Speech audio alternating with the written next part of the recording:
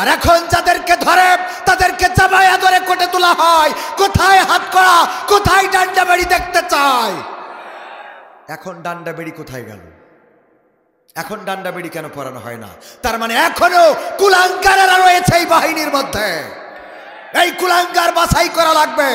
যারা আলেমদের রক্ত ঝরিয়েছে, যারা আলেমদের শহীদ করেছে, আমার ছাত্র জনতার বুকে গুলি চালিয়েছে, আমার আবু সাইদকে শহীদ করেছে, শান্ত মুগ্ধকে পৃথিবী থেকে বিদায় করেছে, এই পুলিশগুলোকে খুঁজে বের করে জনসম্মুখে টাঙাতে হবে।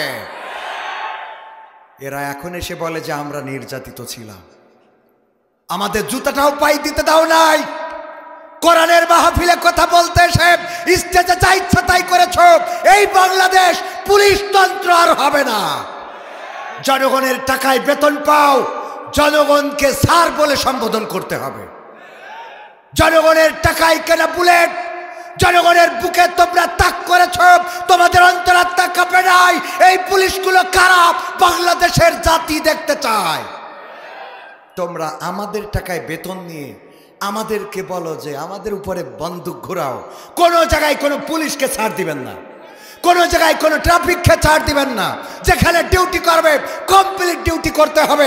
ডিউটিতে যদি বিড়ি টানে, বিড়ি খাওয়ার জন্য তার বেতন দেওয়া হয় না। বেতন দিই আমরা আমাদের ঘামের ঘাম, আমাদের রক্ত পানি করার টাকায়। বলেন ঠিক কিনা?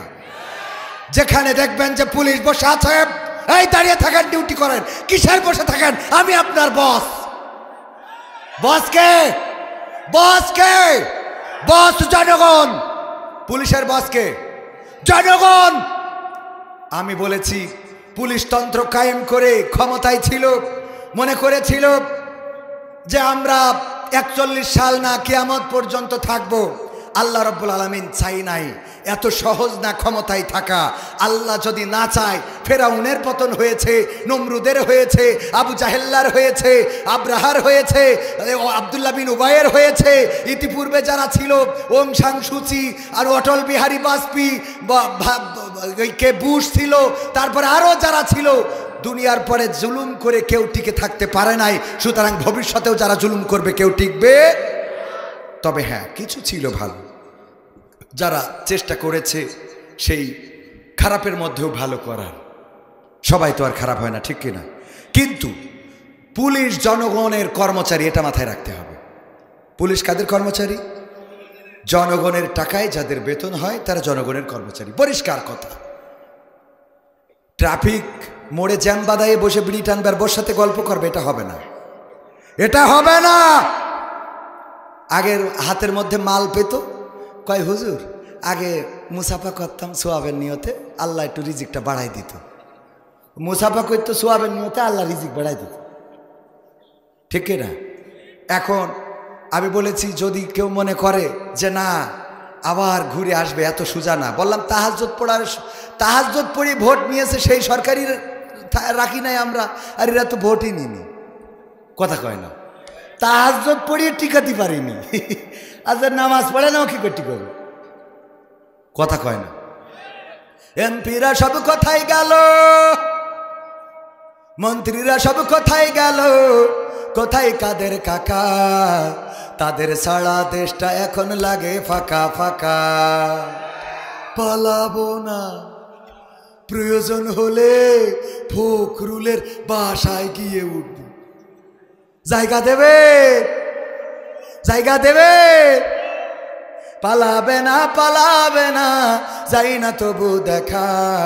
পালাবে না, পালাবে না, যাই না তবু দেখা। তাদের সারা দেশটা এখন লাগে ফাঁকা ফাঁকা, ওদের সারা দেশটা এখন লাগে ফাঁকা ফাঁকা। আইন মন্ত্রী আটকে গেল আইনেরই ফাঁকে, দাড়ি সারা দরবেশের ভণ্ড ভণ্ড লাগে। আইন মন্ত্রী আটকে গেল আইনেরই ফাঁকে, দাড়ি ছাড়া দরবেশের ভণ্ড ভণ্ড লাগে। শুনছি কত নেতা নেত্রী খাইতেছে ভাই ডান্ডা, বিচারপতি কালামানিকের ফাটিয়েছে আন্ডা। পলকেরও ঝলক গেল, পলকেরও ঝলক গেল থামিয়ে নেটের চাকা, তাদের সারা দেশটা এখন লাগে ফাঁকা ফাঁকা, ওদের সারা দেশটা এখন লাগে ফাঁকা ফাঁকা। কই গেল সেই সংসদেতে মমতাজের গান, কোথায় গেল হযরত বলা শামীম ওসমান। এই জন্যে কবি লিখেছেন সময় আসল শিক্ষক, সব শিখিয়ে দিবে। কিসের 41 সাল, কিসের 51 সাল, কিসের 61 সাল, আল্লাহ যদি না চান তাইলে 31ও আসবে না। 31ও জীবনে আনা সম্ভব নয়। ওগো আমার ভাইয়েরা, এই জন্যে ভয় করতে হবে কাকে? অভিভাবক মানতে হবে কাকে? আল্লাহর পরে তাওয়াক্কুল করতে হবে। আল্লাহর পরে যারা নিবেদিত প্রাণ হয় তাদের কোনো পরাজয় থাকে? মরলে শহীদ, বাঁচলে গাজী, ঠিক না বেঠিক? যদি মরেও যাই তাও লস নাই, যদি বেঁচে থাকে তাও লস নাই। আল্লাহ রাব্বুল আলামিন যেভাবে চান, কারণ তারা জানে এই জীবনের পরে আর একটা জীবন আছে। এই জীবনের বিনিময়ে যদি পরের জীবনটা মুক্তির হয়েই যায়, তাইলে এই জীবন উৎসর্গ করাতে কোনো দুঃখ নাই। বলেন ঠিক কিনা? ঠিক না বেঠিক? ইসমাইল আলাইহিস সালাম যখন ইব্রাহিম নিয়ে যাচ্ছেন কুরবানি করবেন, পথিমধ্যে শয়তান ধোঁকা দেওয়ার চেষ্টা করল। ধোঁকা দিল কি বলে, ওগো ইসমাইল, জানো নাকি তোমারে কোথায় নিয়ে যায়? না, জানি না, তবে শুনেছি বাবা আমার আত্মীয়ের বাড়িতে বেড়াতে নিয়ে যায়। বলল না, তোমার বাবা আসলে আত্মীয়ের বাড়িতে বেড়াতে নিয়ে যায় না, বরং তোমাকে কুরবানি করার জন্য নিয়ে যাচ্ছে। কিসের জন্যে? ইসমাইলকে বলার আগে আগে বলেছিলেন স্ত্রী বিবি হাজিরাকে। বিবি হাজিরা আলাইহিস সালামকে যখন বললেন, জানো নাকি তোমার সন্তান কোথায় নিয়ে যায়? না, জানি না, নিয়ে যায় আত্মীয়ের বাড়িতে হয়তো বা। বলল না, তার বাবা নিয়ে যায় কোরবানি করার জন্য। কেন সন্তানের গলায় কেন ছুরি চালাবে? এমন বাবা কি হতে পারে নাকি? শয়তান বলল, কেন চালাবে না? কারণ তার রব তাকে তাগিদ করেছে যে কুরবানি করো, জবাই করে দাও, এই জন্য নিয়ে যায়। হাজেরা আলাইহিস সালাম বললেন, আমি বুঝতে পেরেছি তুমি শয়তান, আমি বুঝতে পেরেছি আমার রব কি তোমার রব নয়। তুমি যখন বলেছো ইব্রাহিমের রব চাই যে তার সন্তানকে তার রাস্তায় কুরবানি করে দিই, সুতরাং কুরবানি করে দিক, সুতরাং বুঝতে পেরেছি তুমি শয়তান। আমি বলছি, ওগো শয়তান, এমন সন্তান যদি আল্লাহ কবুল করে থাকে, একটা নয়, এইভাবে যদি আল্লাহ আমাকে শত সহস্র সন্তান দান করেন, শত সহস্র সন্তান আমি আল্লাহর রাস্তায় কুরবানি দিয়ে দেব। সুবহানাল্লাহ। ইসমাইল আলাইহিস সালামকে বললেন, ওখানে পাথর মারলেন হাজেরা। এরপরে ইসমাইল আলাইহিস সালামকে বললেন, ইসমাইল বলল, ওগো শয়তান, বুঝতে পেরেছি তুমি শয়তান, কারণ তুমি বলেছো ইব্রাহিমের আল্লাহ, তোমার বাবার আল্লাহ চায় তার সন্তানকে যেন কুরবানি করে, এই জন্য নিয়ে যায়। আমার বুঝতে বাকি নাই। ওগো শয়তান, শুনে নাও, আমি আমার মায়ের কাছ থেকে যে শিক্ষা পেয়েছি, আমার বাবার কাছ থেকে যে শিক্ষা পেয়েছি, সেটা হলো এই, আল্লাহর জন্য যদি আমার জীবনটা কুরবানি করতেই হয়, আল্লাহ যদি আমার জীবনটা কবুল করেন, পছন্দ করেন, তাইলে আমি ইসমাইল যদি আল্লাহ বারবার জীবন দেয়, বারবার কুরবানি হতে কোনো আপত্তি নাই। বলেন সুবহানাল্লাহ। এবং সেই কথা কিন্তু রেকর্ডও করে দিয়েছেন। ইব্রাহিম আলাইহিস সালাম বললেন, ইয়া বুনাইয়া ইন্নী আরা ফিল মানামি আন্নী আযবাহুকা ফানজুর মাযা তারা। ওগো ইসমাইল, আমি স্বপ্নে দেখেছি আমি তোমার গলায় ছুরি চালাচ্ছি, তোমাকে জবাই করতেছি। ইসমাইল বলল, আব্বা, স্বপ্ন দেখার মতো আর কিছু খুঁজে পাইলেন না? বলেছে এই কথা? বলেছে না, এই কথা বলে নাই। বরং ইসমাইল আলাইহিস সালাম বললেন, ক্বালা ইয়া আবাতি ফাআল মা তু'মারু সাতাজিদুনি ইনশাআল্লাহু মা'আস সাবিরিন। ইব্রাহিম আলাইহিস সালাম ইসমাইল আলাইহিস সালাম বললেন, ওগো আমার আব্বা, আল্লাহর জন্য আপনি কুরবানি করেন, দুশ্চিন্তা কিসের? আপনি আমাকে ধৈর্যশীলদের মাঝে পাবেন। বলেন সুবহানাল্লাহ। আপনি আপনার কাজ সম্পাদন করেন, আপনার যেটা কর্ম সেটা করেন, আল্লাহ যেটা আদেশ করেছে সেটা করেন।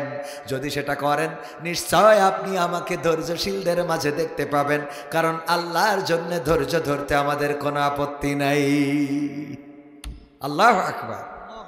এমনিতেই জান্নাত পায় নাই, এমনিতেই আল্লাহর রাসূলেরা আল্লাহর খলিল হয় নাই, বন্ধু হয় নাই, এমনিতে আল্লাহর ভালোবাসা পায় নাই। ইব্রাহিম আলাইহিস সালাম যখন বুঝে ফেললেন আল্লাহকে, তখন ঘোষণা করে দিলেন, ইন্নী ওয়াজ্জাহতু ওয়াজহিয়া লিল্লাযী ফাতারাস সামাওয়াতি ওয়াল আরদ হানিফাও ওয়া মা আনা মিনাল মুশরিকিন। আমার ইব্রাহিম আলাইহিস সালাম যেটা বললেন সেটা কোরআনে রেকর্ড করে দিলেন কে? সবাই বলেন কে? আল্লাহ রাব্বুল আলামিন রেকর্ড করে দিলেন। ইব্রাহিম আলাইহিস সালাম বললেন, আমি নিশ্চয় আমি আমার মুখটা ঘুরিয়ে দিলাম। কোন দিক থেকে? দুনিয়ার সব দল থেকে, সব মত থেকে। আমি দুনিয়ার সব পথ থেকে, আওয়ামী লীগ, বিএনপি, জামাত, জাসদ, বাসদ, হেফাজত যা আছে সব দলের তে মুখ ঘুরাই নিয়ে একমাত্র আল্লাহর দিকে, আসমান জমিনের স্রষ্টা যিনি, তার দিকে মুখ করে দিলাম। আর আমি ঘোষণা করে দিলাম, আমি মুশরিকদের দলে চলতে রাজি নই। আল্লাহু আকবার। আমি মুশরিকদের দলে চলব না। যারা বলে মা দুর্গা এবার ঘোড়ায় চলে এসেছে, তাদের দলে কি চলা যাবে? না, চলা যাবে না। যদি কেউ এটাতে বিশ্বাস স্থাপন করে তাইলে তাদের দলে চলা যাবে না। ওগো আমার ভাইয়েরা, এইভাবে ইব্রাহিম আলাইহিস সালাম যখন নিজেকে নিবেদিত করেছেন আল্লাহর কাছে, এরপরে নমরুদ আগুনে ফেলার জন্য আগুন প্রস্তুত করে ফেললো। আগুন প্রস্তুত করার পরে ইব্রাহিম আলাইহিস সালাম বললেন, ওগো ফেরাও, ওগো নমরুদ, আমারে রক্ষা করো, আমারে বাঁচাও, তুমি আমার আব্বা হও। বলেছে এই কথা? না, এই কথা বলে নাই।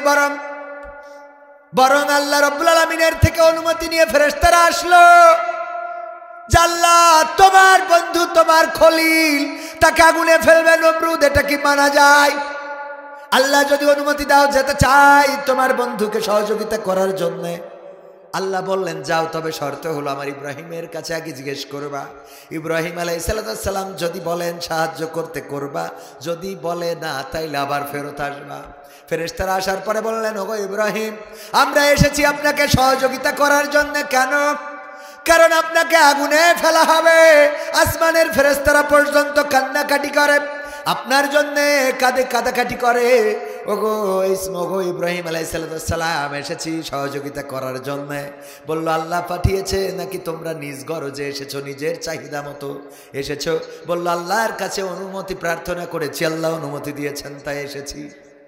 ইব্রাহিম আলাইহিস সালাম বললেন, ফিরে যাও সেই রবের কাছে, যেই রবের কাছে অনুমতি প্রার্থনা করেছো। আমার মনের অবস্থা, আমার কষ্ট, আমার দুঃখ, আমার সান্ত্বনা, আমার বেদনা, আমার ভয়, আমার সাহস তোমাদের থেকে আমার রব আরো বেশি ভালো জানি। আমার রব আরো ভালো জানেন। তোমরা কি জানো? আমার অন্তরের খবর রাখেন কে? দিনের আলোতেও আমার খবর তিনি রাখেন, রাতের অন্ধকারেও আমার খবর তিনি রাখেন। ওগো আমার ভাইয়েরা, মাঝে মাঝে অনেকেই চিন্তা করে, পাপ করার সময় মনে করে পৃথিবীর কেউ তো দেখে না, এখানে তো কেউ নাই, না প্রিন্সিপাল আছে, না মাহফিলের পরিচালক আছে, না স্কুলের মাস্টার আছে, না আমার বাবা আছে, না আমার ভাই আছে, না আমার বউ আছে, কেউ নাই, সুতরাং এখানে পাপ করা যায়। ওগো আমার ভাইয়েরা, যেখানে কেউ নাই সেখানে আছেন কি? আবার যেখানে সবাই আছে সেখানেও আছেন কে? যেখানে অনেকেই বলে যার কেউ নাই তার আল্লাহ আছে, আর আমি বলি যার সবাই আছে তারও আল্লাহ আছে, ঠিক না? যার কেউ নাই তার যেমন আল্লাহ আছে, যার সবাই আছে তারও আল্লাহ আছে। আল্লাহ কাউকে ছেড়ে দেন না, আল্লাহ কাউকে ছাড় দেন কিন্তু ছেড়ে দেন না। তার প্রমাণ হলো আমাদের জননেত্রী শেখ হাসিনা। বলেন সুবহানাল্লাহ। ক্ষমতায় কেউ স্থায়ী হয় না, হোক না সে হাসিনা কিবা খালেদা, চেয়ারটা চিরকাল থাকে না, ঠিক না বেঠে? ক্ষমতায় কেউ স্থায়ী হয় না, হোক না সে হাসিনা কিবা রেহেনা, চেয়ারটা চিরকাল থাকে না।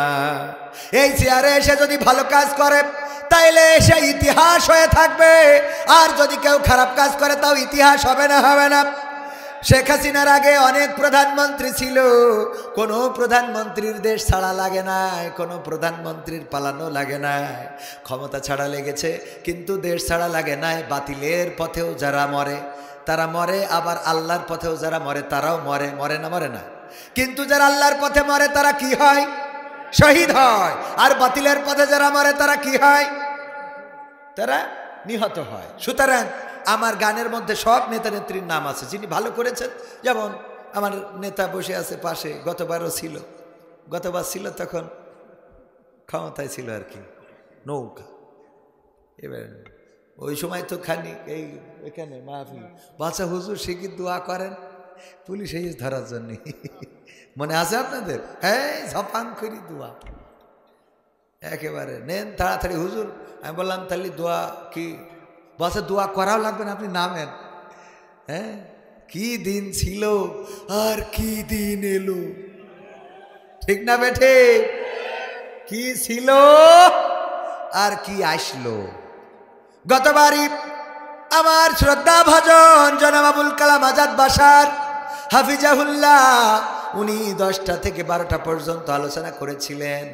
উনি 12টার পরে আলোচনা করেন না, আমারেও 12টার পরে উঠাইছিল। আপনার এলাকায় আসলেই 12টা, অথচ আমি দাওয়াত নেওয়ার সময় বলি যাই করেন তাই করেন, 10টার মধ্যে স্টেজ দিবেন, 12টা পর্যন্ত করব।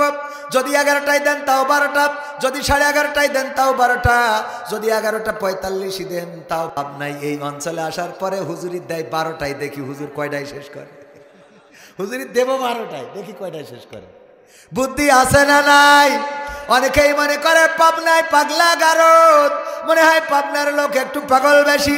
আসলে না, পাবনার এত চালাক পাবনার মানুষ যে পাগলা গারদে অন্য দেশের পাগল এনে ঠিক করে বাড়ি পাঠায় দেয়, ঠিক না বেঠে? সারা দেশের পাগল স্বামীকে এনে ঠিক করা লাগে। তাহলে পাবনায় বুদ্ধি আছে না না? দেখেন সবাই পালাই গেল, সংসদ ধরে পালাই গেল। সংসদ, সংসার, ঘর বাড়ি, রাজহাঁস, মাছ, শি বর্ষি সব ফেলে চলে গেল, কিন্তু পাবনার কৃতি সন্তান তিনি এখনো আসনে আসীন আছে রে। খুশি কি আছে না না? পালানো তো লাগলো না, মায়েরও খাওয়া লাগলো না, আমার চেয়ারে আছে। তাহলে পাবনা চালাক না? দেখেন সব জেলার লোক পালাইছে, কিন্তু উনি এখনো সেই চেয়ারে আছে, ঠিক না বেঠে? ক্ষমতায় কেউ স্থায়ী হয় না, হোক না সে হাসিনা কি বারে না, চেয়ারটা চিরকাল থাকে না। ক্ষমতায় কেউ স্থায়ী হয় না, মুজিবুর বেশি দিন থাকেনি, জিয়াউর কেউ তো রাখেনি, ঠিক না বেঠে? মুজিবুর বেশি দিন থাকেনি, জিয়াউর কেউ তো রাখেনি। এরশাদ চলে গেছে পৃথিবী ছেড়ে, এরশাদ চলে গেছে পৃথিবী ছেড়ে, কেউ আজ তার কথা কয় না। ক্ষমতায় কেউ স্থায়ী হয় না, হাসিনা ক্ষমতা ধরে রাখতে আয়না ঘর বানিয়েছিল, জনগণের রোশনালে দাদার দেশে পালিয়ে গেল। হাসিনা ক্ষমতা ধরে রাখতে আয়না ঘর বানিয়েছিল, জনগণের রোশনালে দাদার দেশে পালিয়ে গেল। ডিবি হারুনের পাশে আর, ডিবি হারুনের পাশে আর পরিমণিদের দেখা যায় না। ক্ষমতায় কেউ স্থায়ী হয় না, হোক না সে হাসিনা কি বারে না, চেয়ারটা চিরকাল থাকে না, ঠিক না বেঠে? জোরে বলেন ঠিক না বেঠে? ভাইরা মাহফিল কি শুরু করব? ফুরফুরা শরীফের সুযোগ্য সাহেবজাদা ওলিয়ে কামেল শাহ সুফি হজরত মাওলানা মোহাম্মদ আব্দুস সত্তার সিদ্দিকী পীর কেবলা সাহেবের শুভাগমনে সারা রাত ব্যাপী ঐতিহাসিক তাফসিরুল কোরআন ওয়াজ মাহফিলের শ্রদ্ধাভাজন সভাপতি জনাব মুসাম্মাদ শিরিন সুলতানা, উপজেলা নির্বাহী অফিসার ফরিদপুর, পাবনা এবং সভাপতি মাদ্রাসা পরিচালনা কমিটি। উনি হয়তোবা ব্যস্ততার কারণে আসতে পারেন নাই। বিশেষ অতিথি হিসাবে অনেকেই রয়েছেন, তার মধ্যে আমার ডান পাশে বসা উপজেলা বিএনপির সদস্য সচিব জনাব মোহাম্মদ আব্দুল হাকিম খান। ইতিপূর্বে ওনার সাথে আমার দেখা এবং পরিচয় হয়েছে। আওয়ামী সরকার ক্ষমতায় থাকতেও মাহফিলের প্রোটেকশন দিয়েছেন, পাশে থেকেছেন। আল্লাহ রাব্বুল আলামিন ভাইজানের হায়াতে তৈয়বা দান করুন, বলেন আমিন। আলোচনা করছিলেন বিশিষ্ট ইসলামী চিন্তাবিদ, আলোড়ন সৃষ্টিকার ইসলামী সঙ্গীত শিল্পী ও তরুণ বক্তা, তরুণ না উনি শ্রদ্ধাভাজন বক্তা, শেরপুর জামে মসজিদের শ্রদ্ধাভাজন খতিব হাফেজ মাওলানা মোহাম্মদ আব্দুল আজিজ জিহাদি সাহেব, সিরাজগঞ্জ। এছাড়া আরও অনেকে আলোচনা করেছেন। হজরত মাওলানা ইমাম আব্দুল সালাম পাবনা এবং আব্দুল সামাদ আজাদি সাহেবও আলোচনা করে। স্টেজে আছেন গণ্যমান্য ব্যক্তিবর্গ, আমার সামনে উপবিষ্ট দিনদার ইমানদার মুসলমান ভাই বাবাজিরা, পর্দার অন্তরালে আমার রত্না গর্ভা মা এবং বোনেরা, মাইকের আওয়াজ যারা শুনছেন, পাবনার আমার প্রাণ প্রিয় ভালোবাসার মানুষ, আমার যুবকেরা, তরুণেরা, কিশোরেরা, সবাইকে অন্তরস্থল থেকে আনুষ্ঠানিকভাবে সালাম জানাচ্ছি। আসসালামু আলাইকুম রহমতুল্লাহি ওয়া বারাকাতুহু।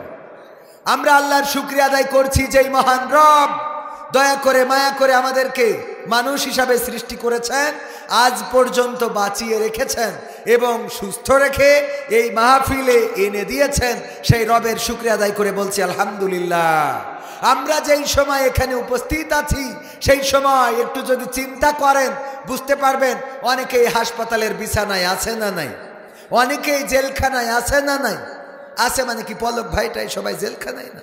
আবার অনেকেই এই দেশে 41 সাল পর্যন্ত থাকার স্বপ্ন দেখেছিল, এখন এই দেশেই নাই, দাদার কাছে চলে যেতে হয়েছে। ঠিক না বে ঠিক?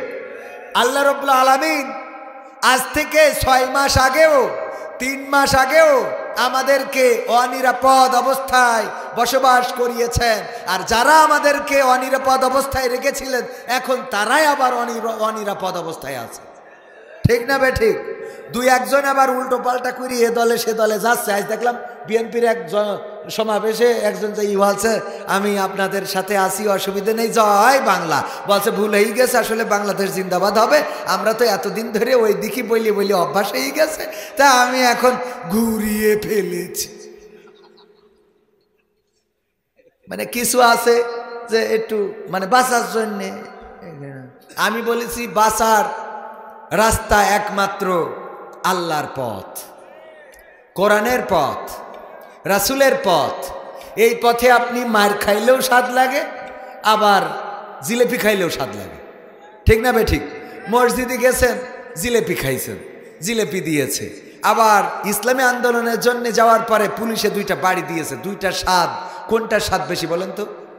পুলিশের বাড়ির স্বাদটা বেশি লাগে, যে আল্লাহ তোমার জন্য 2টা বাড়ি খাইছি।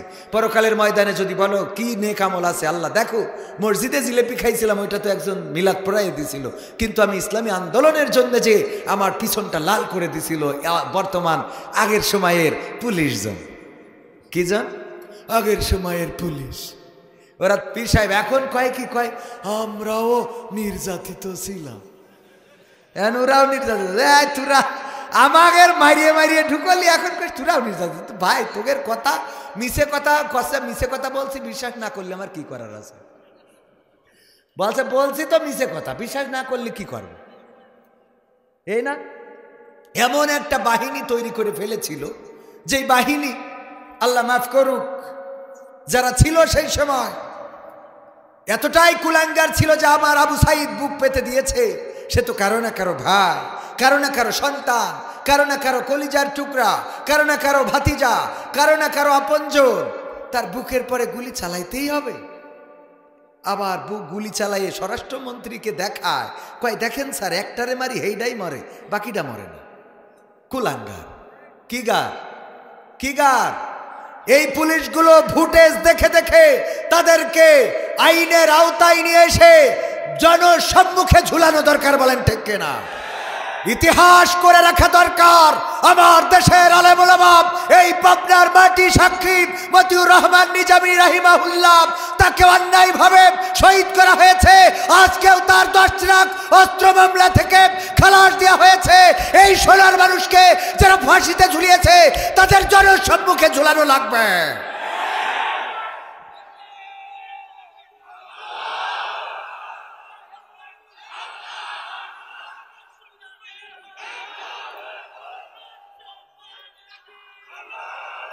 এইসব আলেমদের সাথে বেয়াদবি করা হয়েছে। আলেমদের হাতে হাত কড়া পরিয়ে প্যারোলে মুক্তি পেয়ে মায়ের জানাজা, বাবার জানাজায়, তারপরেও তার হাতের হাত কড়া পায়ের ডান্ডা বাড়ি পর্যন্ত খোলে নাই, বলেন ঠিক কিনা? আর এখন যাদেরকে ধরে তাদেরকে জামায়া ধরে কোটে তোলা হয়। কোথায় হাত কড়া, কোথায় ডান্ডা বাড়ি দেখতে চায়? এখন ডান্ডা বেড়ি কোথায় গেল? এখন ডান্ডা বেড়ি কেন পরানো হয় না?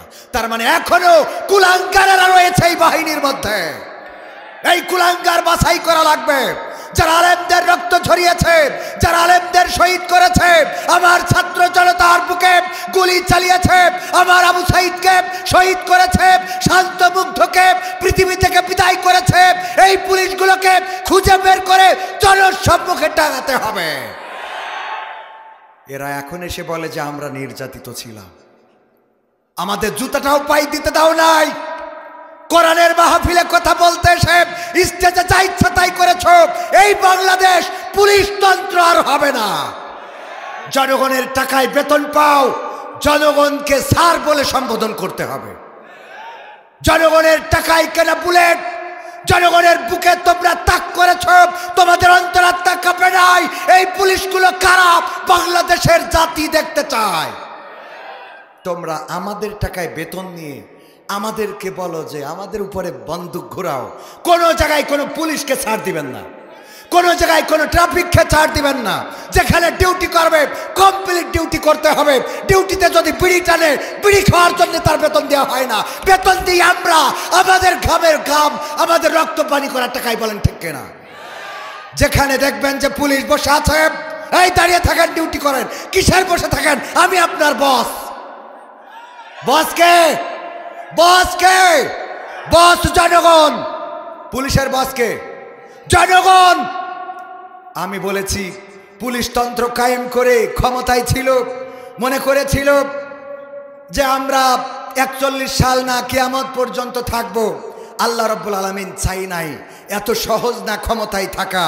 আল্লাহ যদি না চায়, ফেরাউনের পতন হয়েছে, নমরুদের হয়েছে, আবু জাহেল্লার হয়েছে, আব্রাহার হয়েছে, আব্দুল্লাহ বিন উবাইয়ের হয়েছে, ইতিপূর্বে যারা ছিল ওং সাং সুচি আর অটল বিহারী বাজপেয়ী, কে বুশ ছিল, তারপরে আরও যারা ছিল, দুনিয়ার পরে জুলুম করে কেউ টিকে থাকতে পারে নাই। সুতরাং ভবিষ্যতেও যারা জুলুম করবে কেউ টিকবে। তবে হ্যাঁ, কিছু ছিল ভালো, যারা চেষ্টা করেছে সেই খারাপের মধ্যেও ভালো করার। সবাই তো আর খারাপ হয় না, ঠিক কিনা? কিন্তু পুলিশ জনগণের কর্মচারী, এটা মাথায় রাখতে হবে। পুলিশ কাদের কর্মচারী? জনগণের টাকায় যাদের বেতন হয় তারা জনগণের কর্মচারী। পরিষ্কার কথা। ট্রাফিক মোড়ে জ্যাম বাদায়ে বসে বিড়ি টানবার বর সাথে গল্প করবে, এটা হবে না, এটা হবে না। আগের হাতের মধ্যে মাল পেত, কয় হুজুর আগে মুসাফা করতাম সোয়াবের নিয়তে, আল্লাহ একটু রিজিকটা বাড়াই দিত। মুসাফা করতো সোয়াবের নিয়তে, আল্লাহ রিজিক বাড়াই দিত, ঠিক না? এখন আমি বলেছি যদি কেউ মনে করে যে না আবার ঘুরে আসবে, এত সোজা না। বললাম তাহাজ্জুদ পড়ে ভোট নিয়েছে, সেই সরকারি রাখি নাই আমরা, আর এরা তো ভোটই নিনি। কথা কয় না, তাহাজ্জুদ পড়িয়ে টিকাতে পারিনি। আচ্ছা নামাজ পড়ে নাও, কি করে টিকাবে? কথা কয় না। এমপিরা সব কোথায় গেল, মন্ত্রীরা সব কোথায় গেল, কোথায় কাদের কাকা? তাদের সারা দেশটা এখন লাগে ফাঁকা ফাঁকা। পালাবো না, প্রয়োজন হলে ফখরুলের বাসায় গিয়ে উঠব। জায়গা দেবে, জায়গা দেবে। পালাবে না, পালাবে না, যাই না তবু দেখা। পালাবে না, পালাবে না, যাই না তবু দেখা। তাদের সারা দেশটা এখন লাগে ফাঁকা ফাঁকা, ওদের সারা দেশটা এখন লাগে ফাঁকা ফাঁকা। আইন মন্ত্রী আটকে গেল আইনেরই ফাঁকে, দাড়ি সারা দরবেশের ভণ্ড ভণ্ড লাগে। আইন মন্ত্রী আটকে গেল আইনেরই ফাঁকে, দাড়ি ছাড়া দরবেশের ভণ্ড ভণ্ড লাগে। শুনছি কত নেতা নেত্রী খাইতেছে ভাই ডান্ডা, বিচারপতি কালামানিকের ফাটিয়েছে আন্ডা।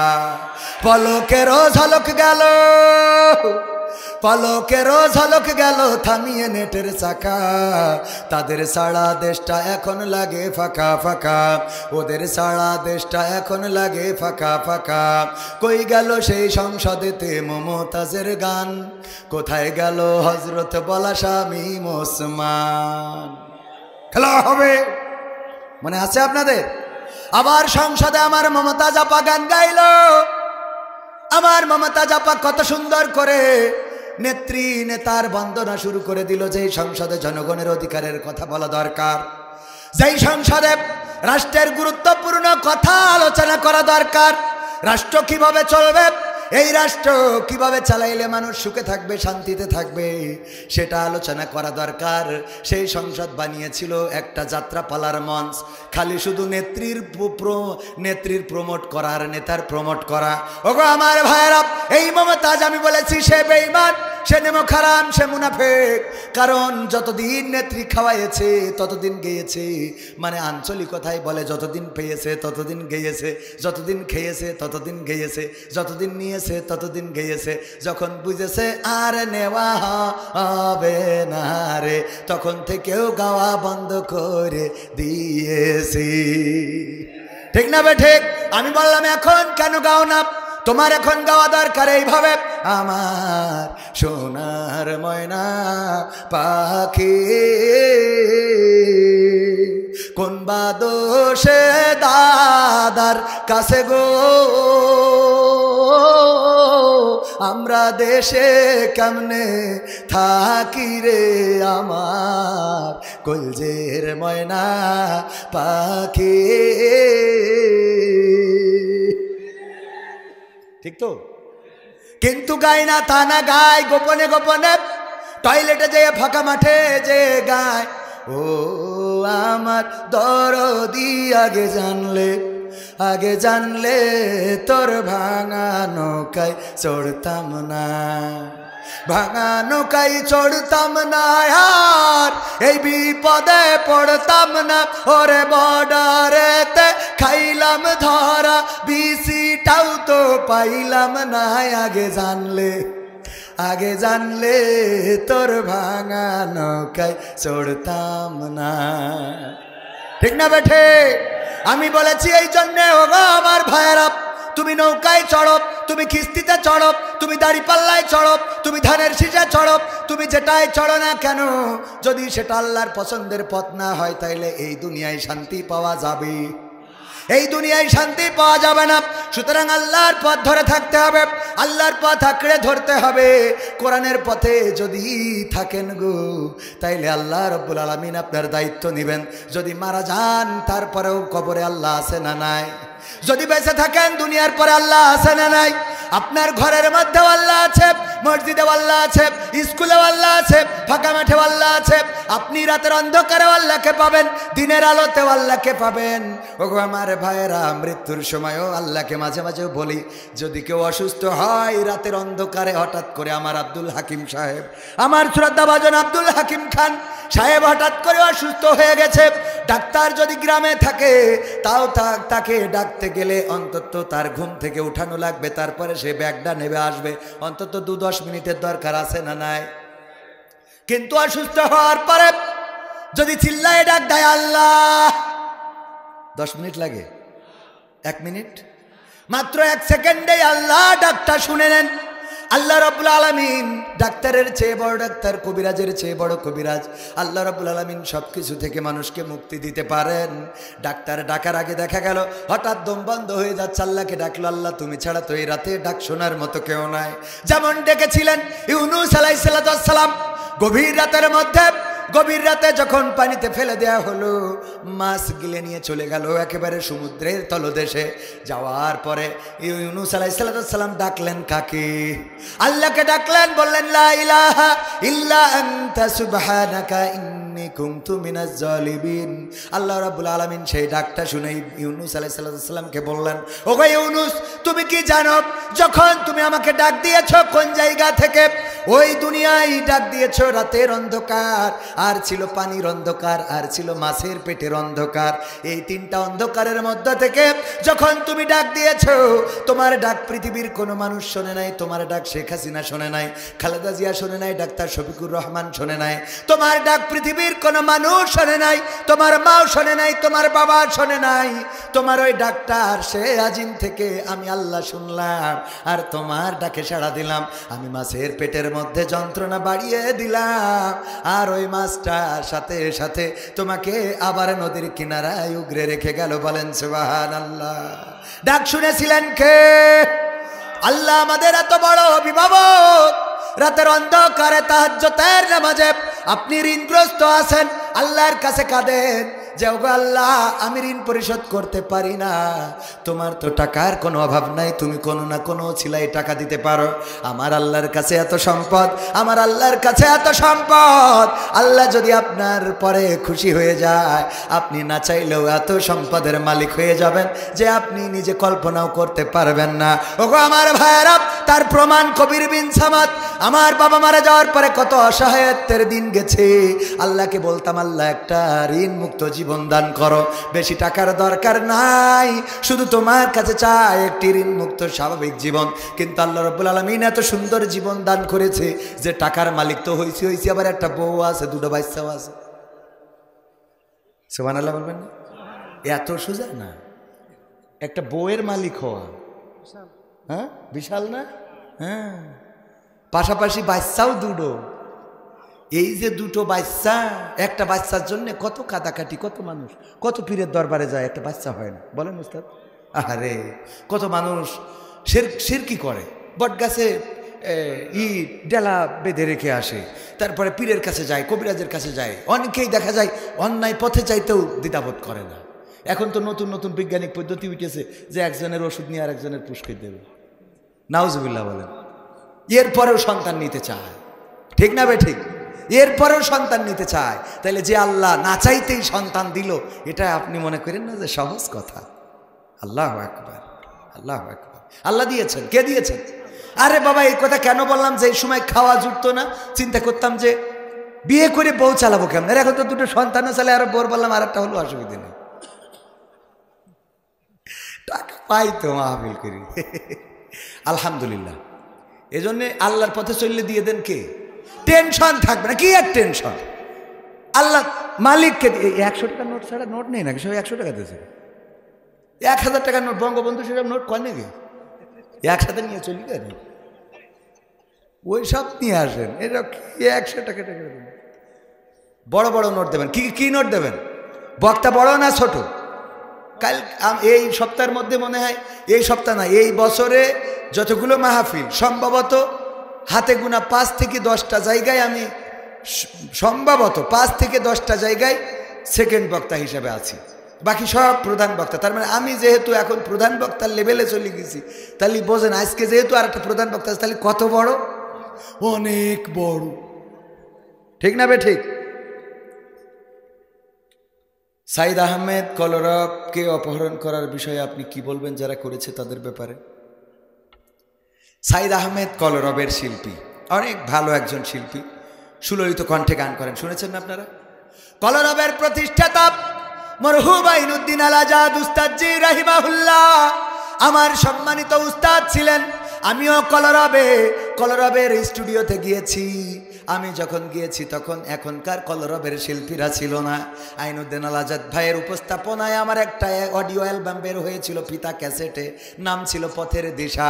ওগো আমার ভাইয়েরা, সেই কলরব হাঁটি হাঁটি পা পা করে অনেক বড় একটা শিল্পী গোষ্ঠীতে পরিণত হয়েছে, বাংলাদেশের জাতীয় সাংস্কৃতিক সংগঠনে পরিণত হয়েছে।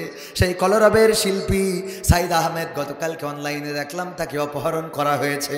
অপহরণ কারা করেছে জানি না, অজ্ঞাত অপহরণ করে হয়তো বা কিছু হেনস্তা করা হয়েছে আংশিক, যেটা শুনেছি শাহবাগে যাওয়ার কারণে কিছুটা, তারপরে একটু ক্ষিপ্ত হয়েছে বা কিছুটা, তারপরে টর্চারিংও করে থাকতে পারে। এমন যদি হয়ে থাকে, আমি কবির বিন সামাদ ব্যক্তিগতভাবে এটার ব্যাপারে প্রতিবাদ জানাবো। কারণ কেউ যদি ভুল করে আর যদি ভুলের পরে তওবা করে, ক্ষমা আছে না নাই? কথা কয় না, ক্ষমা আছে না নাই? সাইদ আহমেদ কলরব শাহবাগে যে জামাতের নেতৃবৃন্দের ফাঁসি চেয়েছিলেন, ওই সময় তাদের উস্তাদরা নাকি একসাথে জড়ো করে নিয়ে গিয়েছিলেন, যার জন্য গিয়েছিলেন বয়স অল্প ছিল, বুঝতেও কম। তাছাড়াও যেই অঙ্গনে আছে ওই অঙ্গনের জামাত নিয়ে একটু চুলকানি আছে না নাই? কথা কয় না, আছে না নাই? ওই অঙ্গনে একটু চুলকানি আগে আরো বেশি ছিল, এখন তো কমে গেছে। ওগো আমার ভাইয়েরা, আমরা চাই সব চুলকানি দূর হয়ে যাক। আমরা চাই সাইদ গলরব কেন, যদি কেউ ভুল বুঝে তওবা করে ফিরে আসে তাকে ক্ষমা করতে আমাদের কোনো আপত্তি নাই, কারণ আল্লাহ রাব্বুল আলামিন ক্ষমার দুয়ারটা খোলা রেখেছেন। বলেন সুবহানাল্লাহ। ক্ষমার দুয়ার কেমন করে খোলা রেখেছেন? ইবলিস বলল, আল্লাহ তুমি যেহেতু আমাকে বললে অভিশপ্ত, আমি শয়তান, আমাকে শয়তান বানিয়েছো, অভিশপ্ত বানিয়েছো, আল্লাহ তোমার কাছে আমার চাওয়া, তুমি আমাকে কয়েকটা যোগ্যতা দিবা। তার মধ্যে এক নম্বর হলো পৃথিবীর মানুষ যেন আমাকে না দেখতে পায়, পৃথিবীর কোনো মানুষ যেন আমাকে না দেখে, তোমার আদমের সন্তানেরা যেন আমাকে না দেখে, আমি আমাকে দেখবে না, এই শক্তিটা চাই। বলল ঠিক আছে, তোমাকে গায়েবের শক্তি দিলাম। দুই নম্বর, আমি যেন প্রতিটা মানুষের রন্ধ্রে রন্ধ্রে প্রবেশ করতে পারি, প্রতিটা শিরায় উপশিরায় তার কলিজায় ঢুকে যেন তার নফসের কাছে পৌঁছাতে পারি, আমি যেন তাকে ধোঁকা দিতে পারি। আল্লাহ রাব্বুল আলামিন বললেন দিলাম। তিন নম্বর, ওগো আল্লাহ আমি কিয়ামত পর্যন্ত হায়াত চাই, আমি কিয়ামতের আগে মরতে চাই না, কিয়ামত পর্যন্ত আমাকে হায়াত দাও। আল্লাহ রাব্বুল আলামিন বললেন তোর তিন নম্বর চাওয়া আমি পূরণ করে দিলাম, তুই কিয়ামত পর্যন্ত বাঁচবি, মানুষের রক্তের রন্ধ্রে রন্ধ্রে প্রবেশ করবি এবং তুই অদৃশ্য থাকবি, পৃথিবীর কোনো মানুষ তোরে দেখবে না। শয়তান বলল, ওগো আল্লাহ তুমি আমার যে শক্তি দিয়েছ তোমার শক্তির চেয়ে কোনো অংশে কম নয়। এখন আমি বলি আল্লাহ তুমি আমার যে শক্তি দিলে তোমার আদমের সন্তানেরা একজন তো জান্নাতে যেতে পারবে না, কারণ আমি সবাইকে ধোঁকা দিয়ে দিয়ে দিয়ে দিয়ে ভুল পথে নিয়ে যাব, সবাইকে আমার দলে নিয়ে যাব, আমার দলটা ভারী করে দেব। আল্লাহ রাব্বুল আলামিন বললেন, ওগো শয়তান ঠিক আছে, তুমি যেহেতু ধোঁকা দিবা আমার বান্দাদেরকে ভুল পথে নিয়ে যাবা, আর আমি আল্লাহ বলে দিলাম শুনে নাও, আমার বান্দারা যখন ভুল বুঝে আমার কাছে ক্ষমা চাবে সাথে সাথে আমি আল্লাহ ক্ষমা করে দেব। বলেন সুবহানাল্লাহ। আল্লাহর ক্ষমার দুয়ারটা কত বড়। সুতরাং সাইদ আহমেদ কলরব ক্ষমা যদি যেহেতু ইতিপূর্বে ক্ষমা চেয়েছেন, বলেছেন ভুল করে গিয়েছি, তখন বুঝতাম না, ছোট ছিলাম, যদিও আওয়ামী লীগের আমলে বলে নাই, এখন এসে বলেছে, তাও বলো, যদি এখনো এসে কেউ ভুল বুঝতে পেরে আল্লাহর কাছে তওবা করে, আল্লাহ রাব্বুল আলামিন ক্ষমা করতে রাজি আছে না নাই? রাজি আছে। মানে কি? জিবরাইল আলাইহিস সালাম একদিন আল্লাহ রাসূলের কাছে গল্প করছেন, ওগো রাসূল সাল্লাল্লাহু আলাইহি ওয়াসাল্লাম, আমি ফেরাউন যখন পানিতে চুবানি খাচ্ছিল তখন আমি ঠাস করে লাথি দিয়ে পানির মধ্যে চুবানি দিয়ে দিলাম। আল্লাহর নবী বললেন, কেন তুমি লাথি দিয়ে আবার পানির মধ্যে ঢুকিয়ে কেন দিলে? আল্লাহর নবীকে ফেরেশতা জিবরাইল জানালেন, ওগো নবী গো, এই জন্য দিয়েছি যে আল্লাহ রাব্বুল আলামিনের এমন দয়া এমন মায়া, যদি ওই মুহূর্তে ফেরাউন আল্লাহর কাছে তওবা করে আল্লাহ তার গোটা জিন্দেগির গুনাহ খাতা ক্ষমা করে দিতে পারে। গোটা জিন্দেগির গুনাহ খাতা ক্ষমা করে দিতে পারেন। ভাইরা, মানে তারেক মনোয়ার ভাই আসবেন, একটু ওয়েট, একসাথে অনেকগুলো শ্রোতা আসতেছে। কি আসছে? সাথে প্রিন্সিপাল আছে। অখুশি হচ্ছেন আপনারা? অখুশি হচ্ছেন? শেষ পর্যন্ত থাকা যাবে? ওই গানের অর্ধেক রেখে দিছি, মনে আছে আপনাদের? প্রিন্সিপালও মজলুম। দেখেন, প্রিন্সিপালও মজলুম, জেল খাটছে, রিমান্ডে গেছে, কত ত্যাগ তিতিক্ষা স্বীকার করেছে। আল্লাহ রাব্বুল আলামিন আমাদের চাকরিও চলে গেছিল, যাক যাওয়া এখন আপনারা একটু প্রমোশন করাই দিন, বেতনটা বাড়াই দিন, আল্লাহ কবুল করুন। বলেন আমিন। তাহলে মনে আছে তো? কি বলেন তো, মনে আছে? এমপিরা সব কোথায় গেল? হ্যাঁ, মন্ত্রীরা সব কোথায় গেল? কোথায় কাদের কাকা? তাদের সারা দেশটা এখন লাগে ফাঁকা ফাঁকা। কই গেল সেই সংসদেতে মমতাজের গান?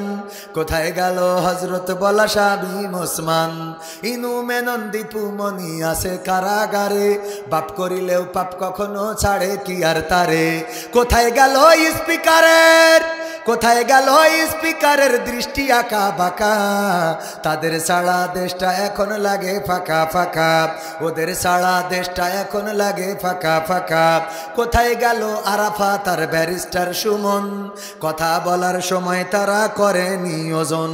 মুরগি কবির খাইছে ধরা, জাফর কোথায় আছে, গোপনে কি সেও গেল মোদি দাদুর কাছে। কোথায় গেল এ সালমের, কোথায় গেল এ সালমের কাড়ি কাড়ি টাকা, তাদের সারা দেশটা এখন লাগে ফাঁকা। লাগে না লাগে না? এখন আর টেলিভিশন, আমরা চায়ের দোকানে বসলে টেলিভিশনে আর শোনা যায় না। আর এখন দেখা যায় না কেমন করে কুমড়ো দিয়ে বেগুনি বানাইতে হয়, আর এখন দেখা যায় না কেমন করে কাঁঠাল দিয়ে বার্গার বানাইতে হয়, আর এখন দেখা যায় না কেমন করে বর্ষাকালে কাঁচা মরিচ জ্যান্ত করার জন্য শুকনো কালে কাঁচা মরিচ শুকিয়ে ফ্রিজে রেখে দিতে হয়। ঠিক না ভাই ঠিক? এখন আর এইগুলো দেখা যায় না। আবার এটাও দেখা যায় না, আমার আব্দুল হাকিম সাহেবের বেগম সাহেবা বললেন একটা আইফোন কিনে দাও, একটা আইফোন কিনে দাও, যতই কষ্ট হোক আইফোন যদি কিনে দাও তাইলে সংসার করব, না দিলে আমি সংসার ছেড়ে চলে যাব রে। উনি অনেক কষ্ট করে একটা আইফোন কিনে দিয়েছে স্ত্রীর। কি ফোন? আইফোন কিনে দেওয়ার পরে ওই দিন টেলিভিশন খাটাইছে, টেলিভিশনে দেখে হঠাৎ করে বলতেছে এই মোবাইল কে দিয়েছে। এইবার বলছে তুমি কত বড় খারাপের খারাপ, আমারে আইফোন দিবা দিবা, বিএনপি করি কেন আমলিখিত থেকে এনে দিল। জ্বালা আর একটা বেঁধে গেল না, এত বড় 2 নম্বরই। ঠিক না বেঠিক? অথচ এই আইফোনটা কিনতে যাইয়ে উনার কত মানে সরিষা খৈল হয়ে গেছে, কত কষ্ট হয়েছে। এরপরে কয় এই মোবাইল কে দিয়েছে, এই ব্লাউজ কে দিয়েছে। তোরাই দিয়েছিস, খুলি নিয়ে যান শয়তান। ঠিক না বেঠিক? রেমিট্যান্স এই বন্ধ করে দিয়েছে, সেই মুনাজাত শুরু করে দিয়েছে। রেমিট্যান্স দেওয়ার তো তুরা দিলি তো তাহলে রেমিট্যান্স দেওয়া লাগবে কেন? কথা কয় না? ঠিক না বেঠে? তবে আজকে একটা খবরে মর্মাহত হয়েছি, সেটা হলো আপনারা দেখেছেন বিশ্ব ইজতেমা টঙ্গীতে সংঘর্ষ হয়েছে। আমরা যাদেরকে নিরীহ মনে করতাম, সবচেয়ে নিরীহ বলতে আমরা তাবলিগ জামাতকেই মনে করতাম, ঠিক কিনা? যে এরা কাউকে মারে না, কাউকে গালমন্দ করে না, বরং মানুষের গা টিপে দেয়, মানুষের পা টিপে দেয়, মসজিদে যায়, সরলভাবে দিন যাপন করে, রান্না বান্না করে, নিজের টাকায় খায়, নিজেরা দাওয়াত দিয়ে বেড়ায়। ওয়ামান আহসানু কওলাম মিম্মান দাআ ইলাল্লাহ ওয়া আমিলা সলিহান ওয়া ক্বালা ইন্নানি মিনাল মুসলিমিন। এই আয়াতটা যেন তাদের মধ্যেই বাস্তবায়িত আছে, যে নিজেরা কি করে? সৎ কাজের আদেশ দেয়, অসৎ কাজ থেকে বাধা দেয়, আর মুখে ঘোষণা করে আমি একজন মুসলমান। ওগো আমার ভাইয়েরা, এই উত্তম মানুষ, এই তাবলিগ জামাত, এদের থেকে উত্তম মানুষ পাওয়া যায় না, যাদের রাজনীতি নিয়ে কোনো মাথা ব্যথা নাই। কে ক্ষমতায় গেল, কে ক্ষমতা থেকে চলে গেল, এগুলো নিয়ে কোনো মাথা ব্যথা নাই। দুনিয়ার ধ্যান জ্ঞান সব বাদ দিয়ে স্ত্রীর সাথে এই শীতের রাত না কাটিয়ে বরং মসজিদে ঠান্ডা মেঝেতে একটা খেতা গায়ে দিয়ে পড়ে থাকে, একটা পাতলা চাদর গায়ে দিয়ে পড়ে থাকে, আর সেখানে কোনো রকম রান্না বান্না করে নিজেরা অল্প স্বাদের রান্না খেয়ে মানুষকে বলে বাবা আসো, মসজিদে আসো, নামাজ পড়ো, রোজা করো, দাড়ি রাখো, জুব্বা পরো, টুপি মাথায় দাও, ভালো হও, তাস খেলা ছাড়ো, মন্দ কাজ ছাড়ো, ফ্রি ফায়ার ছাড়ো, পাবজি ছাড়ো, কত ভাবে নসিহত করে, বাবা ডেকে, ভাই ডেকে, আত্মীয় ডেকে। আর এই মানুষগুলো আজকে কেন জানি এত হিংস্র হয়ে গেল, নিজেরা নিজেদের ভাইয়ের রক্তপান করছে। ঠিক না বেঠিক? 4 জন মানুষ এ পর্যন্ত নিহতের খবর পাওয়া গেছে, 4 জন মানুষ এ পর্যন্ত নিহত হয়েছে। তার মধ্যে আপনাদের অঞ্চলের বগুড়ারও একজন আছে, আমি পত্রিকায় পড়েছি। এই মানুষগুলো নিহত তো হইল, আহতের সংখ্যা আরও বেশি। সাতপন্থী আর জুবাইর পন্থী, 2 পন্থী মারামারি করে স্টেজ দখল বা প্যান্ডেল দখলকে কেন্দ্র করে রক্তপাত ঘটাবে, জমিনে রক্ত ঝরাবে, মারা যাবে, নিহত হবে। আল্লাহ রাসূল বলেছেন, কোন মুসলমান যদি অপর মুসলমানকে ভাইয়ে ভাইয়ে হত্যা করে, হত্যাকারী এবং হত্যা হওয়া ব্যক্তি 2 জনই জাহান্নামী। রাসূল সাল্লাল্লাহু আলাইহি ওয়াসাল্লামের হাদিস। মুসলমান মুসলমান যদি মারামারি করে হত্যা করে, যে হত্যা করলো সেও জাহান্নামী, যে হত্যা হয়েছে সেও জাহান্নামী। সুতরাং যেই তাবলিগ জামাত রাতের পর রাত মানুষের কাছে এভাবে দাওয়াত পৌঁছান, সেই তাবলিগ জামাত আজকে টঙ্গীতে বিশ্ব ইজতেমাকে কেন্দ্র করে যারা রক্ত ঝরিয়েছেন, এই বাংলাদেশের জমিনকে রক্তাক্ত করেছেন, আমার ভাইয়ের শহীদ তো হবে না, নিহত করেছেন, আমি বলবো যে এখনো কন্ট্রোল করেন, এখনো আপনারা মূল ধারায় চলে আসেন। কারণ আপনাদের মধ্যে ক্ষমতার যে লড়াই সেটা অলরেডি এখন আমাদের কাছে কি প্রত্যক্ষ করছি, আমরা দেখতে পাচ্ছি, বলেন ঠিক কিনা? সুতরাং আমরা তাদের হেদায়েত যারা হেদায়েত চাইতো এখন তাদেরই হেদায়েত নেই, ঠিক না বে ঠিক? তো আব্দুল মুমিন অথচ বিড়ি টানে 5 ওয়াক্ত নামাজের খবর নেই, হ্যাঁ আছে না নাই? ইমান আলী আল্লাহরই বিশ্বাস করেন না, নাম কি? ইমান আলী, কয় আল্লাহ বলে কিছু নেই, ওর নাম রেখেছে ইমান আলী। তাহলে সহ্য না করি পারা যায়? তো তাবলিগ জামাত আমরা জানি যে ক্ষমতা নিয়ে লড়াই নেই, বড়াই নেই, মারামারি নেই, কাটাকাটি নেই, নিরীহ। এই নিরীহরা যদি বলা হয়েছে একটু ইসলামী আন্দোলন করেন, আসেন জামাত ইসলামের মিছিলই যায়, কয় আমরা ওঠাও রাজনীতি করছি, মারামারি করছি কেন? এখন কথা কয় না। আমরা ক্ষমতার লড়াই করি না, আমরা ক্ষমতা নিয়ে বাড়াবাড়ি করি না। তাহলে এখন ছাদপন্থী জুবাইরপন্থী ফাটাফাটি করে মারামারি করে আহত নিহত কেরে? হেদায়েত প্রত্যাশা করছি। পাশাপাশি আইন শৃঙ্খলা বাহিনীকে বলবো যারা জড়িত এবং উস্কানি দাতা, আমরা দেখতে পাচ্ছি অনেকেই আবার এই ব্যানারে আছে যারা আগে বিভিন্ন লীগ ছিল এখন তাবলীগ হয়েছে, আছে না নাই? সুতরাং এর মধ্যে যে কি ঘটছে কি হচ্ছে বলা কষ্ট, কারণ ষড়যন্ত্র এমন কায়দা করি যে মুসলমানরা একবার হইলো আনসার, একবার হইলো রিক্সাওয়ালা, একবার হইলো ব্যাটারিওয়ালা, একবার হইলো ইজি বাইকওয়ালা, একবার হইলো আরো কি, তারপরে লাস্টে এসে আবার হইলো হিন্দু। কি কি হইল? হিন্দু হয়েছে না হয় না? ইসকনের পক্ষ নিয়ে আহারে আমি বললাম যা হবি হ, অন্তত হিন্দু তো হইস না, কথা কয় না। হিন্দুদের মিছিলে যাই স্লোগান দিচ্ছে জয় বাংলা, আরে ওখানে কবি জয় শ্রীরাম। না শিখলে আমাদের কাছে শিখে নে, ওরা কি শেখে আল্লাহ জানে। দোয়া করতেছে আল্লাহ 15ই আগস্টে বঙ্গবন্ধুর সব পরিবারে নিহত হয়েছে, আল্লাহ যারা মেরেছে আল্লাহ তুমি তাদের জান্নাতুল ফেরদাউস নসিব করিয়ে দাও। শয়তান কোথাকার, তোর আমলিক করার অধিকার নেই, তো দোয়াটাও বল শিখিস নি এখন। এরপরে আর একজন নেতা বলতেছে আল্লাহ তুমি বঙ্গবন্ধুকে জাহান্নামের উচ্চ মাকাম দান করো। শয়তান, জীবনে আমরা কোনোদিন এত খারাপ দোয়া করি না, ঠিক না বে ঠিক? এত খারাপ দোয়া আমরা করি নাই, তোরা দোয়া করি তোরাই মরিস আবার দোষ দিস আমাকে, ঠিক না বে ঠিক? ঠিক না বে ঠিক? সাহস নিয়ে দাঁড়িয়েছ তাই মুক্ত হয়েছে জমিন, সাহস করে দাঁড়ালে আর একবার কায়েম হয়ে যাবে দিন। নয় নয় নয় আর কোনো ভয়, আনতে হবে দিনের বিজয়। নয় নয় নয় আর কোনো ভয়, আনতে হবে দিনের বিজয়, দিনের বিজয়। যারা ভেবেছিল ছাড়বে না আর ক্ষমতার ওই মাসনদ, দেখেছে তারা রবের পাকড়াও কি করে করে নাস্তানাবুদ। যারা ভেবেছিল ছাড়বে না আর ক্ষমতার ওই মাসনদ, দেখেছে তারা রবের পাকড়াও কি করে করে নাস্তানাবুদ। তাই নয় নয় নয় আর কোনো ভয়, আনতে হবে দিনের বিজয়, দিনের বিজয়। মানুষের সাথে যারা করেছে দুশ্মনী, করেছে বাড়াবাড়ি, দেশের বুকে তাদের হয়নি তো জায়গা, যেতে হলো মামার বাড়ি। মানুষের সাথে যারা করেছে দুশ্মনী, করেছে বাড়াবাড়ি, দেশের বুকে তাদের হয়নি তো জায়গা, যেতে হলো মামার বাড়ি।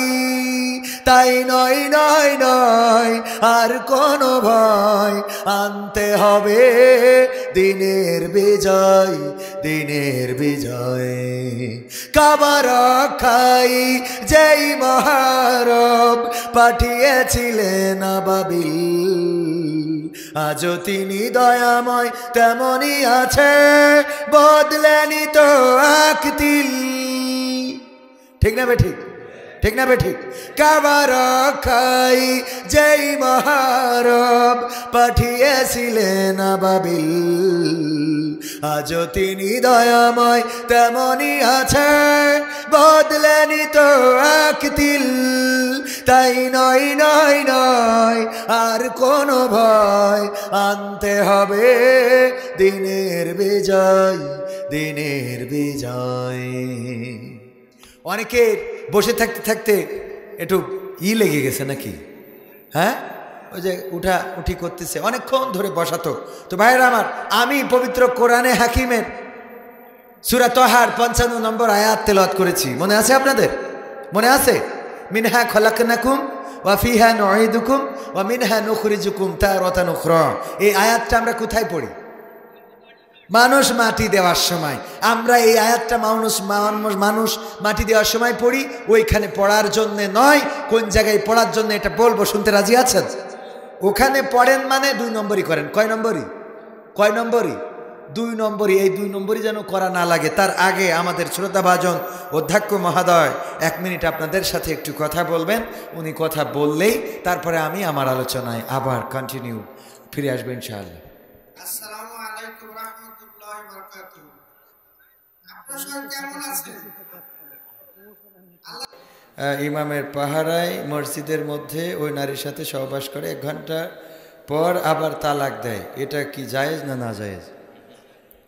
এইসব দেবেন মুফতিদের কাছে। কাদের কাছে? মুফতিদের কাছে। হিল্লা বিয়ে বলে কোনো বিয়েই নাই। হিল্লা বিয়ে বলে কোনো বিয়েই ইসলামে নাই। আমি মুফতি না, তারপরেও যতটুকু জানি ততটুকুই বললাম। হিল্লা বিয়ে বলে আমাদের যে প্রচলিত বিয়ে, এটা শয়তানের তৈরি। কার তৈরি? শয়তানের তৈরি। যে তালাক যেহেতু দিয়ে ফেলেছে, আর সিস্টেমটা হলো ওর অন্য জায়গায় বিয়ে না হলে এবং সেখান থেকে তালাক না দিলে তার আর বিয়ে করা বৈধ নয়। সুতরাং কি করতে হবে? বুড়ো দাদা, চাচা, মামা, খালু এরকম দেখে, না মামা খালুদের সাথে তো না, এই জাতীয় লোক দেখে বুড়ো দাদাদের সাথে বিয়ে শাদী দিয়ে আবার তারে তালাক দিতে হবে, এবং তালাক দেওয়ার পরে এই বিয়ে করতে পারবে, তাহলে বউ বৈধ হয়ে যাবে। বলে নাউজুবিল্লাহ। এটা শয়তানের তৈরি করা পলিসি। কার তৈরি করা? শয়তানের তৈরি করা পলিসি। এবং মাদ্রাসার মুহতামিম যে কাজটা করেছেন, মাদ্রাসার মুহতামিম হইলেই তো আর ওলিয়া উলিয়ার পর্যায়ে পৌঁছে যায় না, যায় নাকি? মুহতামিমের মধ্যেও শয়তান আসর করে না? করে না? শয়তান আসর করে। এরকম অনেক আছে। আল্লাহ রাব্বুল আলামিন তাকে হেদায়েত নসিব করে দিন। যে কাজটা করেছেন, মিডিয়ায় এসেছে, এগুলো নিঃসন্দেহে গর্হিত কাজ, আল্লাহর লানতপ্রাপ্ত কাজ, অসামাজিক কাজ, এবং এই কাজের জন্য তার শাস্তি হলো, সে যে কাজ করেছে, যে বিয়ের ফতোয়া নিতে এসেছে, তারই সে বিয়ে করে 1 ঘন্টার মাথায় সহবাস করে তালাক দিয়েছে, এর জন্য তার জেনার শাস্তি দেওয়া উচিত। ঠিক না বে ঠিক? কারণ তার ব্যক্তিগত চাহিদা চরিতার্থ করার উদ্দেশ্যে, ব্যক্তিগত চাহিদা পূরণ করার কারণে, ব্যক্তিগত চাহিদা পূরণ করার উদ্দেশ্যেই মূলত এই মহিলাটাকে বিয়ে করেছে, এবং তার সাথে সহবাস করে তাকে এভাবেই তালাক দিয়ে বৈধতার সার্টিফিকেট দিয়েছে। এটা আসলে বৈধতা নয়, বরং ওইটাকে আরও বেশি করে নষ্ট করা হয়েছে। ঠিক না বে ঠিক? এরপরে যদি আর ফতোয়া লাগে, বড় বড় মুফতি, মুহতামিম, মুহাদ্দিস আমাদের মাদ্রাসায় আছে, আপনারা তাদের কাছ থেকে ফতোয়া নিয়ে নিতে পারেন। আল্লাহ আমাদের সহিহ সমঝ দান করুন। বলেন আমিন। এই জাতীয় অন্যায় অপরাধ থেকে এই সমাজকে আল্লাহ হেফাজত করুন। এই সমাজ কোথায় গিয়ে দাঁড়াচ্ছে, কোথায় যাচ্ছে, এগুলো আমাদের বোঝা দরকার। আমরা নিজেরা জানি না, বুঝি না, পড়ি না, শিখি না, তাই বিভিন্ন ভুল করে বসি। আল্লাহ আমাদের পড়ার, বুঝার, শিখার তৌফিক দান করুন। আর শিখার জন্যে আব্দুল সাত্তার সিদ্দিকী পীর কেবলা সাহেবের এই যে মাদ্রাসায় উনি আসবেন, দিঘুলিয়া দারুস সুন্নাত জাফরিয়া সিনিয়র মাদ্রাসা, এই মাদ্রাসায় ভর্তি করার দরকার আছে না নাই? মাদ্রাসায় যদি পড়ান, অন্তত আর যাই হোক এত বড় জাহেলিয়াতপূর্ণ কাজ করতে পারবে? আর কাউকে যদি এই জাতীয় জাহিলিয়াতপূর্ণ কাজ করার প্রস্তাব করে সে কিন্তু বুঝতে পারবে। যদি রেনিটিড দিয়ে কেউ বলে যে এইটা তোমার ব্যথার ট্যাবলেট, বলেন আপনি যদি বোঝেন মানবেন? কথা কয় না, মানবেন? রেনিটিডে কি করে? গ্যাস সারে, কি সারে? আর কেউ যদি ব্যথার বড়ি ডাইক্লোফেনাক বা ডাইক্লোফেন দিয়ে যদি বলে এই নাও তোমার গ্যাসের ওষুধ দিলাম, আপনি যদি বোঝেন তাইলে সেটা খাবেন? কারণ আপনি বুঝতে পারবেন এটা তো ডাইক্লোফেন, এই গ্রুপের ওষুধগুলো হলো ব্যথা দূর করে, আমার হয়েছে গ্যাস, আমি এটা খাইলে তো আরও গ্যাস বাড়বে, সুতরাং এটা খাবো না। যদি কোরআন হাদিসের অন্তত ন্যূনতম জ্ঞান রাখেন, মাদ্রাসায় যদি অন্তত 10টা ক্লাস পড়েন, তাইলে তখন আপনি বুঝতে পারবেন যে কোনটা ডাইক্লোফেন, কোনটা রেনিটিড, কোনটা সেকলো, কোনটা ওমিপ্রাজল, কোনটা অন্য আদার্স গ্রুপের পেনিসিলিন, এগুলো আপনি বুঝতে পারবেন। বলেন আলহামদুলিল্লাহ। এই জন্যে মাদ্রাসার দরকার আছে না নাই? আমরা বুঝি না, এই জন্য পীর সাহেব এসে যদি বলে আমার পাগড়ি ধরো, আমি পরকালে পার করে নিয়ে যাবো, পাগড়ি ধরে বসে থাকি। কথা কয় না ভাইয়েরা আমার? আলোচনায় আসি। তাহলে সূরা তাহার 55 নম্বর আয়াত আমরা কোথায় পড়ি? মাটি দেওয়ার সময়। আয়াতটার অর্থ কি? আমরা ওই মৃত ব্যক্তিকে বলি, ওগো আল্লাহর বান্দা, তোমাকে এই মাটি থেকে সৃষ্টি করা হয়েছিল, আবার মাটিতে ঢুকানো হবে, আবার একদিন মাটি থেকে জীবন্ত করে উঠানো হবে। কাকে বলি? মৃত ব্যক্তিকে। কাকে বলি? মিনহা খলাকনাকুম ওয়া ফিহা নুঈদুকুম ওয়া মিনহা নুখরিজুকুম তারাতান উখরা। আমরা বলি ওগো আল্লাহর বান্দা, এই মাটি থেকে তোমাকে সৃষ্টি করা হয়েছে, আবার এই মাটিতে তোমাকে ঢুকানো হবে, আবার একদিন এই মাটি থেকে তোমাকে জীবন্ত করে উঠানো হবে, আল্লাহর কাছে তোমাকে দাঁড়াতে হবে, তোমার হিসাব দিতে হবে। এই বলে সাবধান করি মরা মানুষের। বলেন এই মরা মানুষের সাবধান করার কারণে ওই মরা মানুষ কি আর সাবধান হওয়ার সুযোগ আছে? কথা কয় না, সুযোগ কি আছে? বলেন সুযোগ কি আছে? না, সুযোগ নাই। তাইলে তারে কেন বলি? আমি তো বলি এই মরা মানুষটা যদি কোনো রকম হাতটা বের করতে পারত, তাইলে থাপ্পড় একটা বসিয়ে দিত যে আমার যা খেলা তা তো আজকে শুরু হয়ে গেছে, আমার তো খেলা ফাইনাল, আমি তো মরেই গিয়েছি, আমার আর সাবধান হওয়ার কি আছে? আমি উদাহরণ দিতে যেয়ে বলি, যদি কেউ বাইক চালানোর পরে কারেন্টের খুঁটিতে মেরে দিয়েছে জোরে চালানোর জন্যে, অনেক গতিতে যাচ্ছিল, মেরে এমনও আছে মেরে হয় যায় পাতালে নাই হাসপাতালে। ঠিক না ভাই? ঠিক। হয় পাতালে না হয় হাসপাতালে। যদি হাসপাতালে চলে যায় আর আমার বিএনপির নেতা আব্দুল হাকিম খান তাকে দেখতে যেয়ে বলে বাইক জোরে চালাতে নেই, বাইক জোরে চালাইলে অ্যাক্সিডেন্ট হয়, এই কথা যদি ওর বলে তো ও তো বোঝে যে জোরে চালাই অ্যাক্সিডেন্ট তো অলরেডি করেছি, তা বললার কি আছে? কথা কয় না? ঠিক না বেটি? আমার তো অ্যাক্সিডেন্ট করা শেষ, সুতরাং এই কথা কাকে বলতে হবে? যে নতুন করে বাইক চালাচ্ছে তাকে সাবধান করতে হবে, ওগো বাবা বাইক চালাও, ভালো কথা, কোনো অসুবিধা নাই, 1 গিয়ারের জায়গায় 4 গিয়ার মারো, কোনো অসুবিধা নাই, কিন্তু চালানোর সময় সাবধানে চালাবা, আস্তে চালাবা, ধীরে সুস্থে চালাবা, কারণ ধীরে সুস্থে যদি না চালাও তাইলে কিন্তু কারেন্টের খুঁটিতে লেগে হয় পাতালে না হয় হাসপাতালে। ঠিক না বেঠিক? যে অ্যাক্সিডেন্ট করেছে তারে, সে হাসপাতালে আছে, তারা যদি সাবধান করেন ওর মিজাজটা আরো খারাপ হবে। যাই নেতা চুপ থাকেন, কি বলছেন? আমি তো নিজেই অ্যাক্সিডেন্ট করেছি, আবার কি? ঠিক না বেঠিক? সুতরাং সাবধান করা দরকার যে বাইক চালানো শুরু করেছে।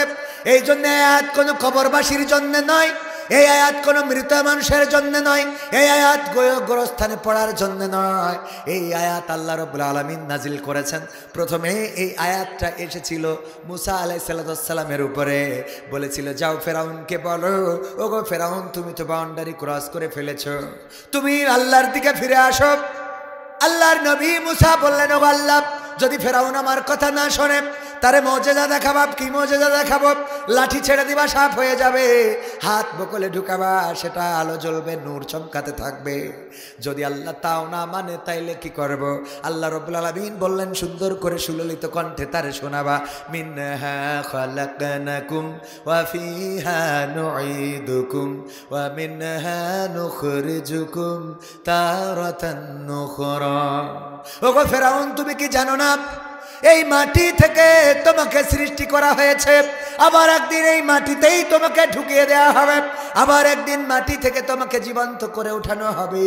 সুতরাং তোমার কিসের অহংকার, কিসের ক্ষমতা, কিসের বাড়াবাড়ি, কিসের লড়াই, কিসের বড়াই? ফিরে এসো আল্লাহর পথে, ফিরে এসো আমি যে বিধান এনেছি সেই বিধান মতে চলার জন্য। এই কথাটা ফেরাউনকে শোনানোর জন্য আল্লাহ রব্বুল আলামিন নাজিল করেছিলেন কার পরে? মুসার পরে।